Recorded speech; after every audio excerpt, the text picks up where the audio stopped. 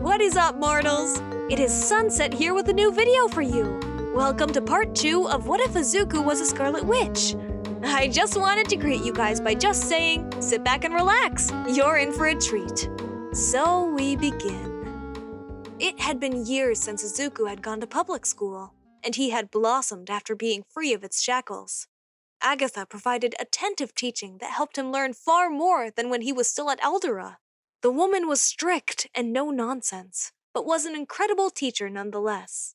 In fact, her rate of teaching had actually left more free time on Izuku's hands to work on his quirk than if he had stayed at school. The freckled child was extremely intelligent and had a near-prodigal skill for analysis, something he could hardly believe in himself. A disbelief that was dismissed during one of his lessons when he had turned 12 just a few days prior. Agatha had let Izuku take a quick break when she noticed him scrawling something quickly into a notebook, muttering under his breath. The tall woman peered over his shoulder, making out a sketch of a pro-hero, 13 if she remembered correctly. She squinted her eyes ever so slightly, looking at the writing on the page to find a deep analysis of the hero, their quirk, limitations of it, and advantages of it. Izuku? The voice of his teacher made him jump as he seemed to startle out of his mumbling state. May I see that notebook you're writing into? Of course, Agatha-sensei. The boy handed the book over to the wizened old woman, who began to flip through it. Almost unnoticeable, her eyes widened and eyebrows rose just barely as she read through her student's notes. Izuku, this analysis you have taken. I know they're not that good. They're just a hobby that Izuku, do not interrupt me. Her pupil quickly shut his mouth. I was going to say that this analysis is highly detailed and of meritable quality, especially for your age. The juniper-haired boy was in shock at the praise, knowing that his teacher was not one to offer it often. He looked down at his hands, twiddling his thumbs. Do you really think that highly of it? Head up, Izuku. I taught you good posture for a reason. Seeing her pupil sit up, she proceeded to nod. Yes, I do think quite highly of it. The notes you've taken are extremely detailed and provide in-depth questions about these heroes. While it may not be hero agency level, you are certainly not lacking. The young Midoriya had stars in his eyes at his teacher's words. He had always been told that his analyzations were weird or stupid. Upon hearing different from someone he could trust to be truly honest with him, his heart was soaring. I believe that now we have something else for you to train. She set the notebook down and slid it back to her student. You have a valuable gift for analysis, Izuku, and to let it become stagnant would be a crime against you and any future co-workers or allies you may gain. After that day, analysis exercises were added to his homeschool curriculum. Agatha was not lying when she said she refused to let his gift go untrained and ignored. An analytical mind was invaluable on or off the field for heroes. Adding more skills to his repertoire was not a bad idea. The old woman knew how much her student wanted to be a hero, and she did support him. But deep down, she worried just as much as his mother about him. Hero work was not without its dangers. Villains could be ruthless and cruel, and she wanted her student ready for the worst. She watched as the boy flourished under her teachings, his powers growing more controlled and precise as time passed. It was when he was 14, when she decided it was best to reveal to him the origins of his powers. Izuku, Inko, I must apologize to you both. Agatha's face was solemn, her eyes meeting the emerald irises of her student. There has been something I have not told you about your powers, Izuku. Something I thought that you were not ready for yet. Not until now. Do you mean that there's something more dangerous about my powers? The young teen was torn between worry and hurt. Is it going to make it harder to control? Is it going to make me hurt someone? I'm afraid in some ways you are correct. He was about to speak, but was cut off as his teacher held up a hand. Please, just listen to me. This has to do with you and your mother. With both Midoriya settled down, Agatha took a small breath to compose herself. She muttered something under her breath, and a book appears in her hands. Both Inko and her son blinked in surprise, not often seeing Agatha use her powers, let alone to summon a book. She laid it down and opened it to a page. What do you know about witches? Isn't that part of pre-quirk fantasy books? Izuku put his hand to his chin. People with magical abilities to cast spells. Yes, that is a simplification of what we are. She watched the freckled boy, watching how he would react. Izuku, you have a power, but you do not have a quirk. What you have is both a blessing and a curse, similar to that girl I told you about. What do you mean I don't have a quirk? How can I do this, then? He let his scarlet energy aless around his hands. And what do you mean by what we are? You can't mean that... We are witches, Izuku. You, me, and even your mother. Inko blinked, her eyes widening. Your power is so much more than a quirk. You have the innate ability to utilize witchcraft, a source of power millennia older than quirks. Agatha waved her hands, a mist being released into the air. It morphed into people, different elements spiraling from her hands or lifting them off the ground. Witchcraft is an ancient practice of magic, gifted to certain people by the goddess of witchcraft. She acts as an anchor for all the magic of witches and warlocks in our world. A faceless deity was formed from the mist, glowing radiantly. It is thanks to her that our powers exist. It allows us to cast spells the way we do, in addition to passing down the gift from generation to generation. How is this possible? My mother never told me anything about this. Inko looked down at her own hands, just as Agatha had covered them with one of hers. Inko looked at the older woman she considered a friend. Witchcraft has long been a secretive art. The nature of humans is greed, which becomes violence if they cannot satiate said greed. She sighs and waves her hand through the mist, the scene becoming one of a woman tied to a stake, struggling as flames lift her heel. Practitioners of witchcraft were persecuted, as not all people were capable of the craft. I experienced this persecution firsthand at the Salem witch trials back in the 1600s in America. Agatha, that would mean... Yes, I have existed for many years. The gifts of the goddess blessing me to help teach the new generations of witches. Unfortunately, as quirks came into existence and gained more power of the world, witchcraft slowly began to die. This is why you never knew of your own gift, Inko. I can sense the potential inside you, but I can also feel that you have never tapped into it. Inko looked conflicted, having a part of herself that she never knew about. Why didn't you tell us earlier? The juniper-haired was still hurt by his teacher's secrecy. You were still young when I first met you, Izuku, still learning and growing. I wanted to wait until you were older to make it easier for you to understand. She then turned to Inko, whose eyes portrayed a similar hurt to her son. I also apologize for keeping the secret from you, Inko, but I know it would have hurt you to keep the truth from your son. Any mother would feel the same. I suppose I can forgive you for that, Agatha. She wiped her eyes before any tears could fall. Just please, let me know these things. Don't hide them from me. You've become a constant friend in my life, just like Mitsuki is.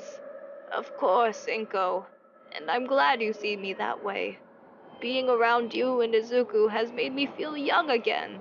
Agatha smiled slightly before she turned her gaze to her pupil, a serious look in her eyes.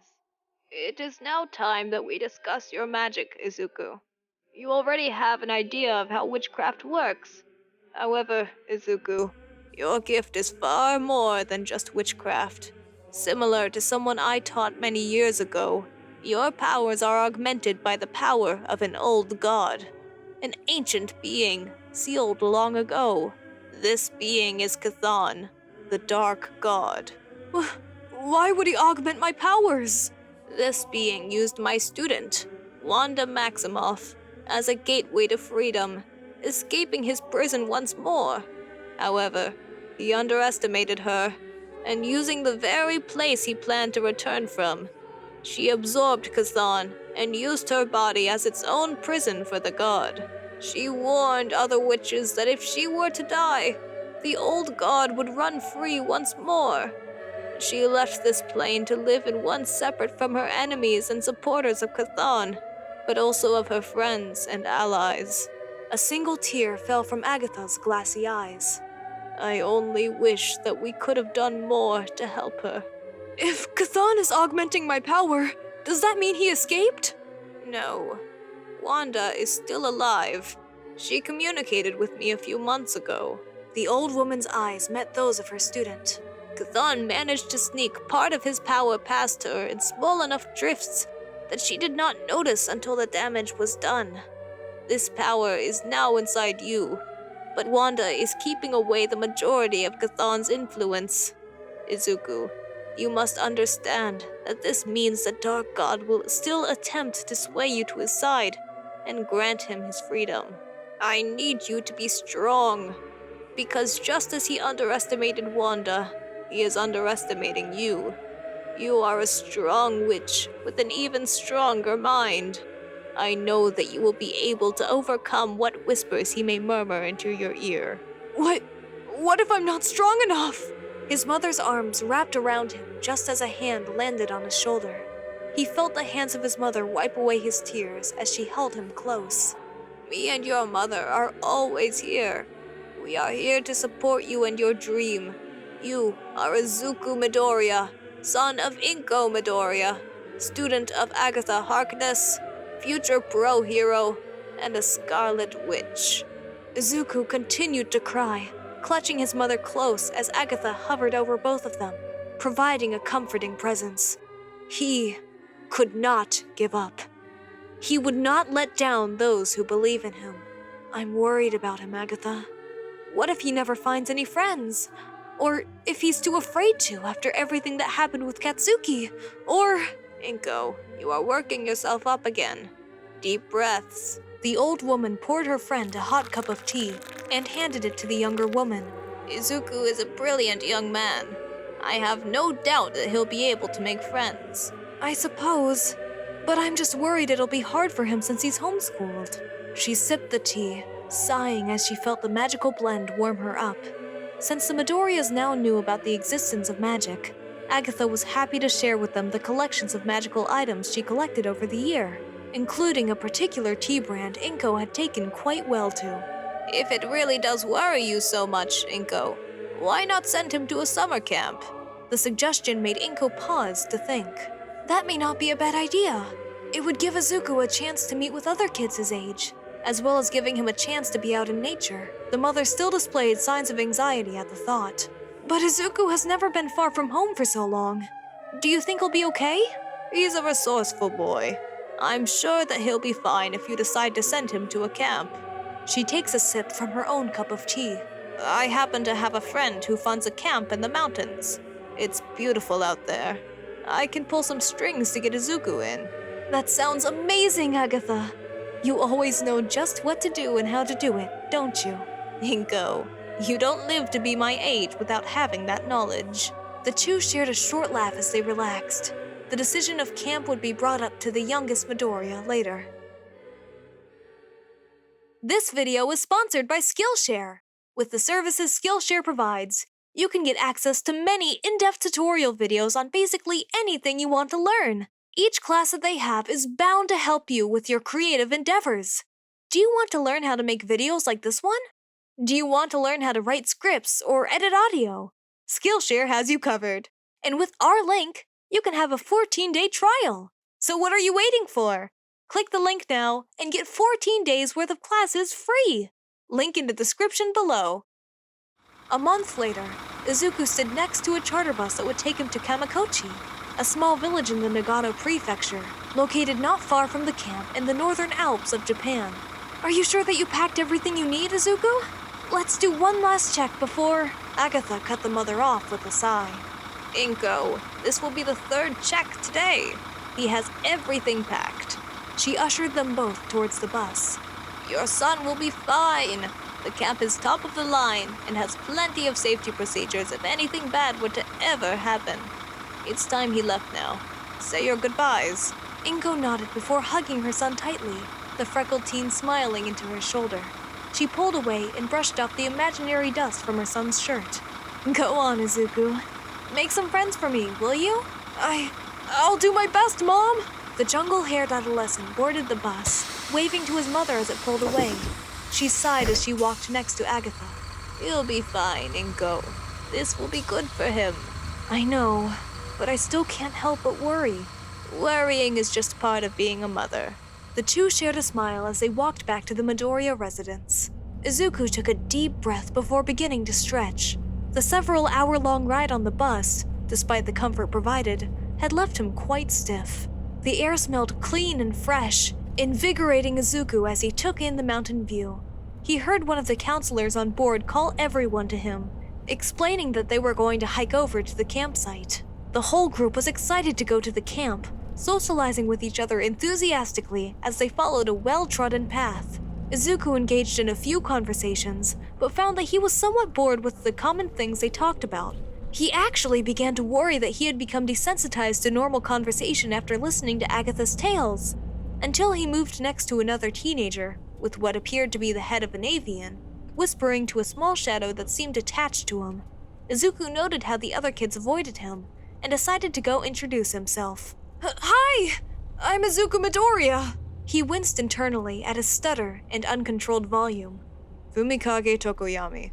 This is Dark Shadow. The bird-headed teen gestured to the shadowy creature which waved their hand. Instantly, Izuku realized that it must have been part of Tokoyami's quirk, making his eyes light up. Dark Shadow is part of your quirk, right? What can they do? Are they actually sentient? Do they ever need to eat or sleep? If so, what kind of food do they like? Is he tangible? The question spilled from the boy's mouth like a waterfall as he went into full analysis mode. Yes. Dark Shadow is part of my quirk. He's almost like an attack dog that grows stronger in the cover darkness. Tokoyami blinked, answering the questions as best as he could.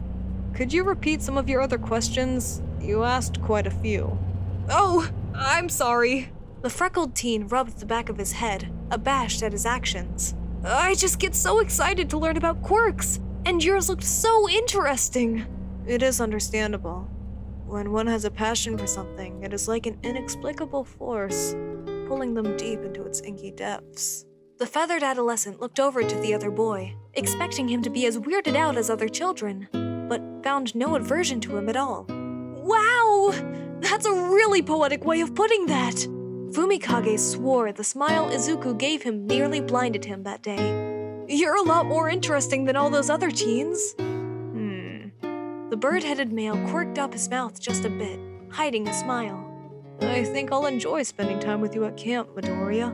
I think I will too, Tokoyami. The two personalities and hobbies of the two teens meshed well, allowing them to become very close friends during their time at camp.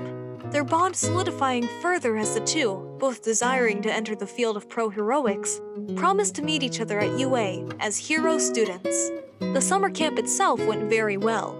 The connection to nature out there was beautiful, allowing both to relax from the hustle and bustle of city life that they had grown so used to. They were just getting by another day when someone tripped Tokoyami, sending him sprawling into a mud puddle from an earlier rain. Izuku helped his friend up, glaring at the boy who had tripped him. In the back of his mind, for the slightest moment, he heard a whisper to punish the other teen. That was quickly shaken as he remembered that Agatha taught him that petty actions worsened when met with violence. He coldly turned around, ignoring everyone else as he led his companion back to their cabin to get a fresh change of clothes. That jerk! He waited for his friend to change outside the bathroom. I told the counselors, but his friends took his side, and they didn't get punished. At least I'll be keeping a closer eye on them. It's alright, Midoriya. I'm used to people treating me a bit differently. But you shouldn't! What I wouldn't give to just hex them! Izuku's hand glowed red for a second before he took a breath. That would probably just make things worse. Midoriya, can I ask you something? The feathered male received a nod from his friend. Your quirk. It looks familiar to something my family has told me stories about. Stories about a woman with an odd, Scarlet energy. Fumikage put emphasis on Scarlet, making Izuku suddenly freeze, head snapping to meet the eyes of his friend. His teacher had told him that Wanda Maximoff's story was unrecorded in the history books of regular humans. For his companion's family to know about her story would mean... Blessed be the goddess of witchcraft, she who breathes life to our powers. He quietly whispered a prayer Agatha had taught him, used to identify other witches if the person had not yet mastered magical detection. She who lives eternally against evil and nurtures her students with her magic, Tokoyami finishes, breathless at the revelation the two shared. That explains everything. You're a Scarlet Witch! Does that mean that... No, Wanda Maximoff is still alive. All me and my teacher know is that a small amount of... his power managed to sneak past her watch.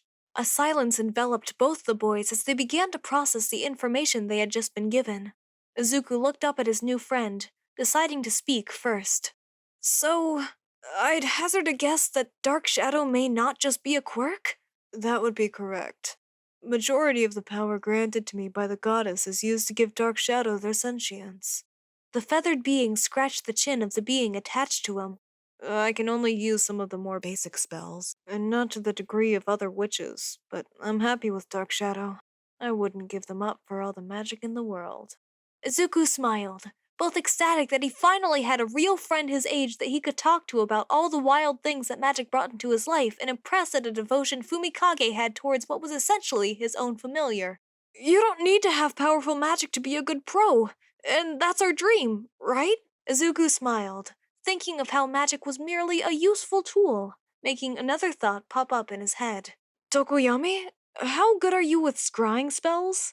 The boy and his own group of friends tried messing with the duo again, but every time they would find their threats or plots foiled, much to their continual frustrations. Unfortunately for them, the two magical teens would always be one step ahead of them, thanks to a rather liberal use of scrying spells. The two shared many laughs over the course of the camp, until it was finally time for them to part. The bus ride home was a somewhat somber moment, both friends agreeing to keep in touch. Tokoyami lived in the Shizuoka prefecture, an area not too far from Musutafu, but the distance was still an annoyance. Izuku climbed off the bus, waving goodbye at his friend, turning to see Agatha and Izuku waiting for him, not noticing his friend's jaw dropping after realizing who the older woman was. Izuku, my dear student, would you happen to know why that young man seemed so shocked to see me? That's the friend I made over the summer, Tokoyami! Emerald eyes shined with excitement to recount his stories. He's just like us! That would explain it. The corner of Agatha's mouth turned up. I assume you never told him that I, Agatha Harkness, one of the oldest and most powerful of our kind, was your teacher. Suddenly, the teenager's phone let off a sound. He looked down and saw a text from Tokoyami, expecting an explanation. No, I didn't tell him. The jungle-haired adolescent smiled sheepishly before turning his eyes to his shoes. Needless to say, Fumikage's visit to the Midoriya household started with scolding his friend before turning his attention to Agatha and bowing deeply. Afterwards, the three magical beings talked amiably while Inko was fixing lunch for everyone. My student tells me that you also wish to become a hero as well, Tokoyami. That is correct, madame. I may not have the strongest magic, but I trust Dark Shadow to assist me from the shadows. It just happens that I was planning to have Izuku focus some of his training in places other than his magic as the UA entrance exam draws near. She had a glint in her eye as she looked at the two boys. How would you like to join him in preparation? It would be an honor to be under your tutelage. The bird-headed male bowed deeply, making the old woman chuckle. You are a great friend to Izuku, and one who understands his troubles infinitely more than others. For the two of you to be separated due to schooling would be a shame. The friends looked at each other, both excited to be training together.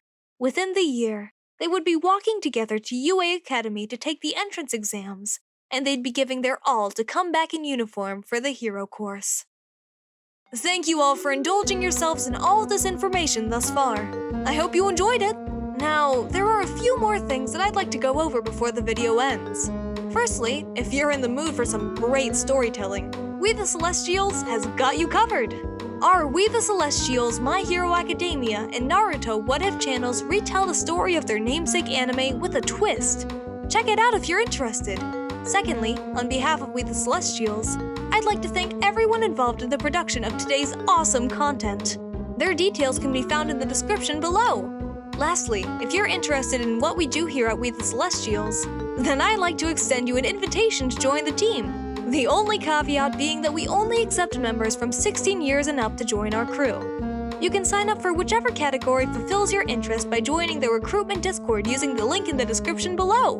We're always looking for members to join us. Well, that's it from us for today's video. So thank you all for watching and have a great day!